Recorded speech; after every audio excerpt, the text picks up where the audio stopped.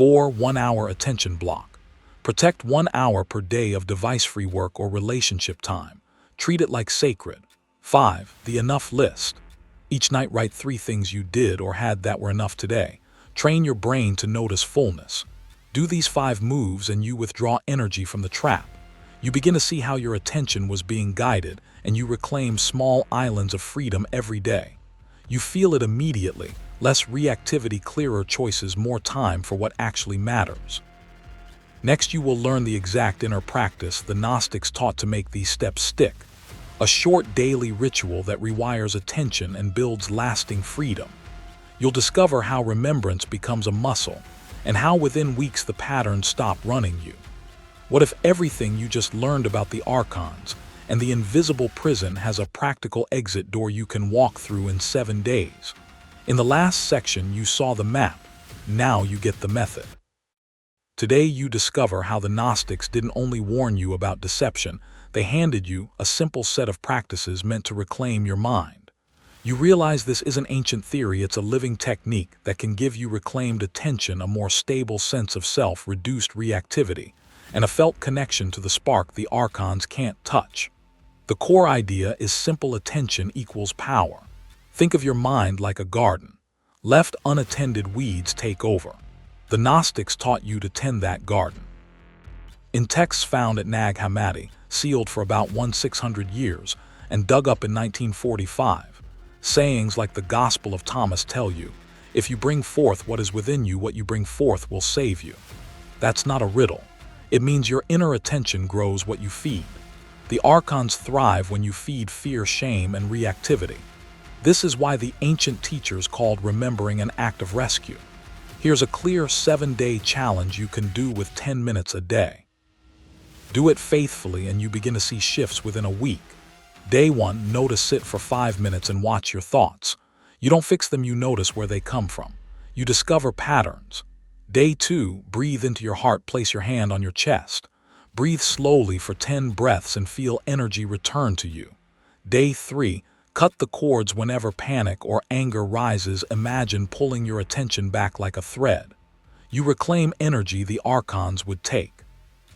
Day 4, name the spark, close your eyes and remember a moment of clarity or love. Say one word that points to that spark. Day 5, reduce reactivity, pause before replying for 30 seconds. That tiny gap gives you choice. Day 6, share, witness, tell one person what you noticed this week. Community magnifies change. Day 7, integrate, write a short note about how your attention shifted and post it below this video. This means for you that small, regular choices change how you feel every day. You feel less grabbed by random worries, you notice when a thought isn't yours, and you stop pouring energy into distractions that feed the old system. You recognize triggers sooner, you break free from knee-jerk reaction, you begin to feel anchored in a self that isn't just a list of roles or fears.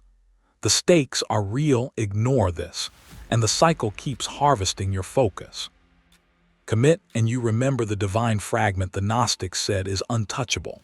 If you want to turn this into a ripple, do this challenge with others. Subscribe, comment what you notice each day, and share this video. Every shared attention strengthens the field. When hundreds or thousands of you practice, the collective timeline shifts. You begin to move from insight to momentum, from private remembering to a public living revival.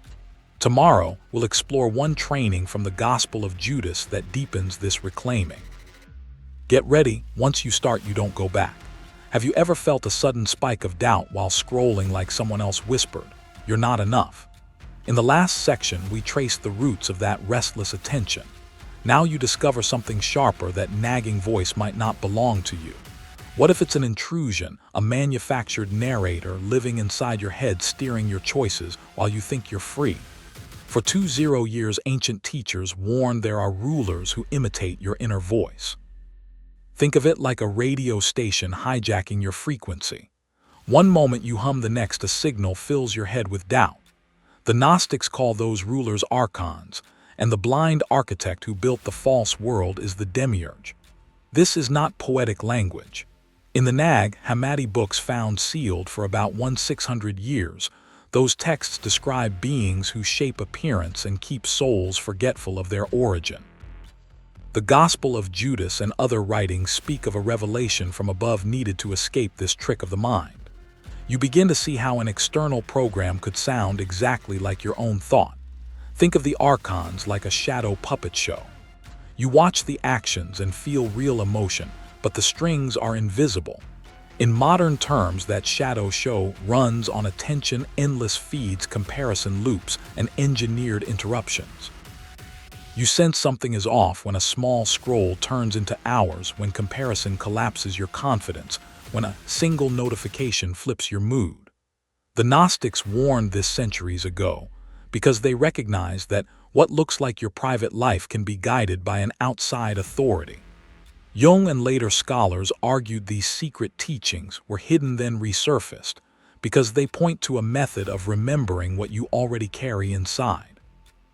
Here's what this means for you right now. When you notice that spike of self-doubt, you are seeing a clue. You feel the foreign voice. You recognize the pattern, a loop of buying, scrolling, comparing. You realize the cost, wasted time, lost creativity, drained energy. If you don't learn to spot it, the pattern deepens. If you do learn, you reclaim little pieces of freedom every day. Simple acts change the system. Pause before replying. Name the thought out loud. Withdraw attention from the feed. Each time you do, you starve the puppet masters. This is how remembrance works. A turn inward that reconnects you with the divine spark they say lives inside you. You can feel the shift when you choose to pause, breathe, and stay with what's real. Next comes deeper discovery. You'll learn the exact mechanics these texts describe, how the archons mimic your voice, and how a practical ancient method helps you withdraw energy from them. You'll uncover exercises hidden in the same writings that survived since the lost Gospels. Get ready, because once you start noticing the foreign narrator, you can begin to break free. For 20 years, the thread has been there. Today, you can follow it and find the door. If you'd like to go even deeper into these hidden teachings, I've created a free ebook called Escaping the Illusion: A Gnostic Guide to Mastering Reality. It explores these ideas further and gives you practical tools for breaking free from iconic influence. You'll find the link in the description. Hidden in scrolls, symbols, and whispers, the Gnostics left warnings. The archons don't rule you with chains. They rule you with forgetfulness, with the stories you were given, with the thoughts you never questioned. But today something shifted because you've seen the game. The invisible prison only works if you believe in it, and every moment you return to your awareness. Every time you pause and question the voice in your head, every time you reclaim your energy from fear, chaos, and distraction, a bar of that prison dissolves. And maybe this is why you found this video. Not by chance, not by luck, because something deep within you, older than time, older than your name, has been waiting to remember. The Gnostics believe that when enough sparks awaken, the archons lose their power. The false systems collapse and the veil lifts. And perhaps that's the deeper reason you're here. Not just to learn these secrets, but to become living proof of them. This means for you that many mental battles you fight inside your head aren't original. If you don't pause, you drift into old patterns and hand your energy to a system you never signed up for. But you can break free. You have power, and you can see the trap clearly enough to step outside it. For 20 years, ancient texts reveal a stubborn truth: the archons imitate, they don't create. Nag Hammadi scrolls show a hidden engine behind perception, built to keep us forgetful and easily steered. They were buried, silenced, and only recently rediscovered in a form we can read again. This is why the story of the archons feels old and urgent at the same time, the oldest warnings meeting the newest awareness. Here's how this shows up in your daily life. You notice a sudden doubt or a nagging fear, and you think it's you, but the whisper is louder than your memory of who you are. You click into outrage on a feed and tell yourself it's choice, but really it's a design nudge toward attention capture. You chase status or the next purchase and feel empty afterward, energy siphoned into a system that thrives on that gap. You think you're choosing, but you're following a map drawn by something else.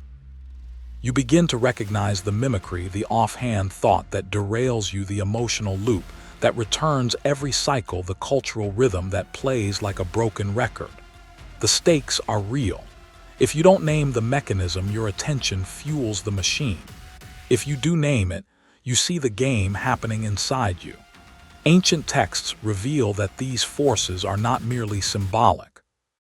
Modern science confirms what the Gnostics have long argued: attention is a precious resource, and the brain is wired to reward fleeting signals.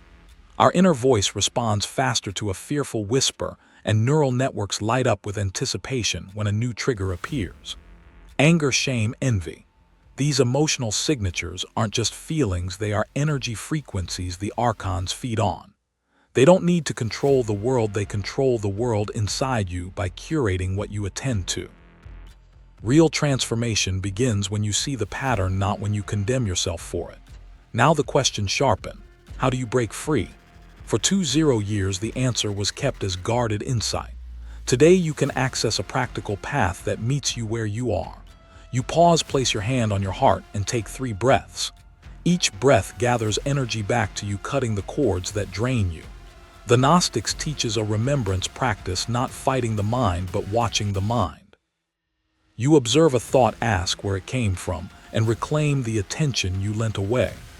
This is how you begin to starve the archons, by starving the pattern of fear and distraction that feeds them. The archons don't rule you with chains, they rule you with forgetfulness.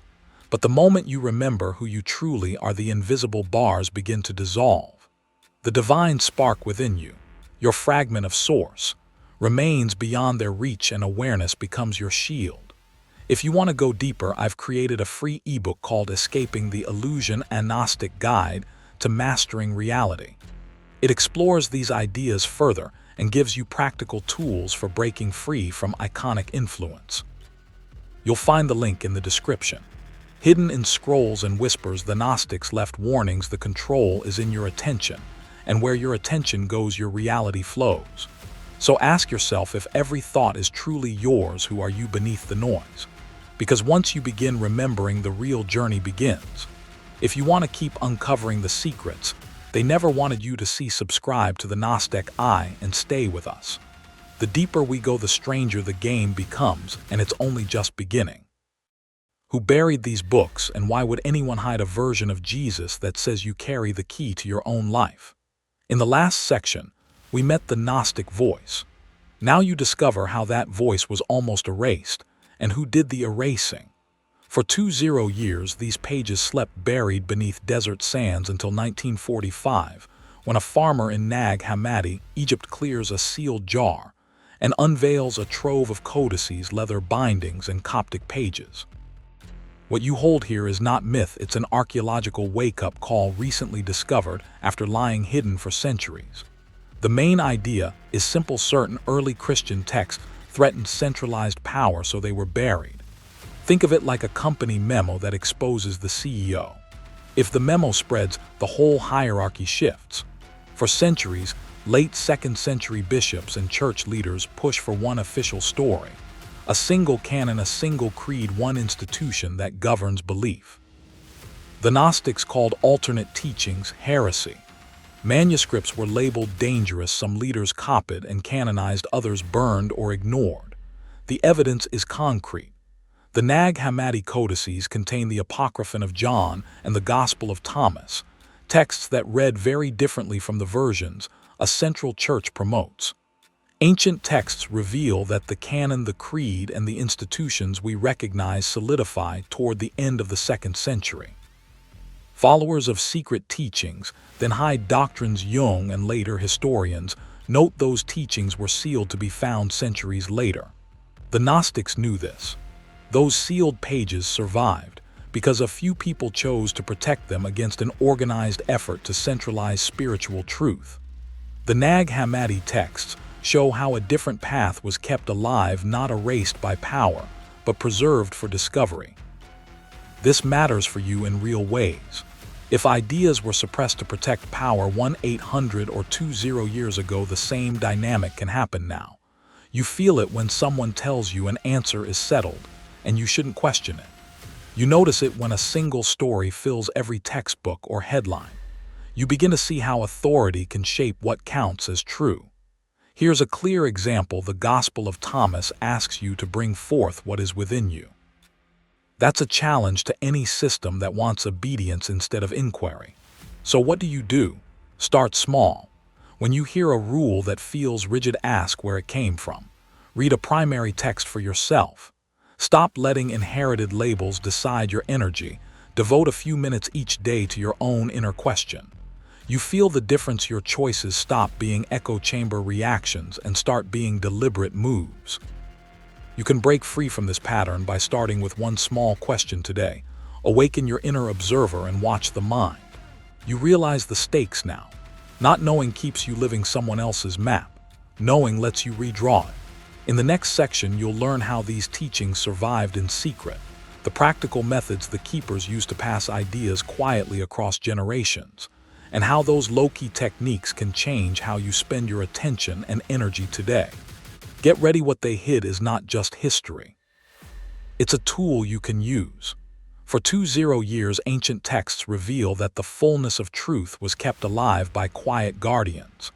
Today, you can uncover how these methods work in your life and begin to apply them to reclaim your focus, your energy, and your sovereignty. The mystery stays inviting, but you'll notice something shift. You're no longer just listening to the story. You're beginning to write your own. If you'd like to go even deeper, I've created a free ebook called Escaping the Illusion: A Gnostic Guide to Mastering Reality. The link is in the description. The archons don't rule you with chains, they rule you with forgetfulness. But now, you've seen the game, and you're ready to redraw the map. What if freedom isn't a dramatic revelation, but a 5-minute habit you do every day? You just watched how the Gnostics pointed to a lost inner spark. Now here's the exact repeatable protocol you use today to reclaim your attention and energy. No theory, no debate. 5 actions. 5 minutes. Do them and you begin to see the difference. The single idea: attention is energy and you can withdraw it. Think of your attention like a leaking bucket. Every intrusive voice steals a drop. Close the leak and the bucket fills. You realize how small a drop can become a flood when you stop feeding it. Step 1. Notice and name the intrusive voice. When a thought hits, whisper a label: worry, doubt, story. Naming stops the runaway reaction. You see the moment clearly and you own the pause.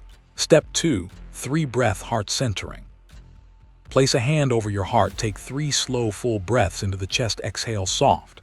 This grounds your nervous system in 15 seconds. You feel the map in your chest light up with calmer signals. Step 3. Thought labeling. Say mentally: planning, critique, or fear. Don't argue with it, file it. You begin to see the shape of your thoughts, not be swept away by them. Step 4. Input fasting.